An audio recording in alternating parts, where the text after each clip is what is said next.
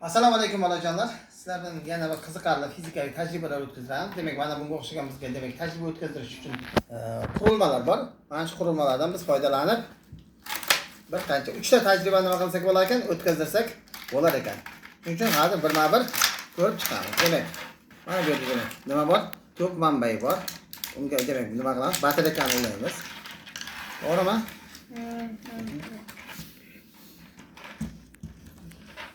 Ventilyator bor ekan. Undan keyin lampochkasi bor. Lampochka. Mana bu yerda qaraydigan bo'lsak, lampochkani yoqib ko'rish mumkin. Undan keyin mana bu yerda motorni ishlatish mumkin. Hamda eng orqasida mana bu yerda ko'ribdi, magnit ta'sirini ko'rishingiz mumkin bo'ladi. Demak, elektr tokining necha xil ta'siri bor?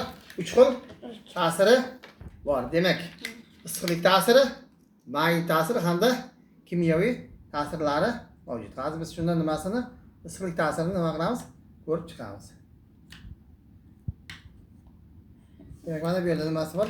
Kalt ham bor ekan. Kalt ham nima qilsak bo'ladi? Mana bunga bo'sh bo'lib qo'ysak bo'ladi. Zarar qarayapsanmi?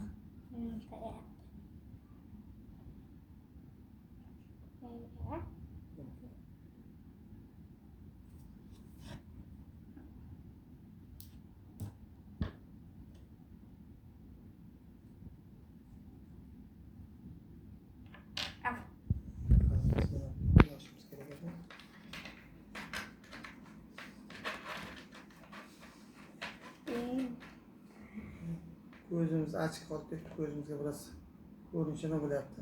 Bundan ko'ra vaqtimiz ko'p ketmasin. Nima qilamiz? Mana bunga mana ulab ko'rsatamiz.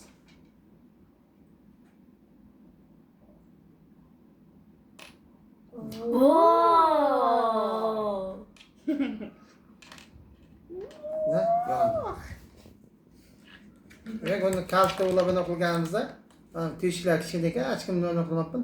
Vaqtimiz ko'p ketmasin deb buni qildik. Xayr bolajonlar, keyingi safar qolganlarini nima qilamiz? Yasab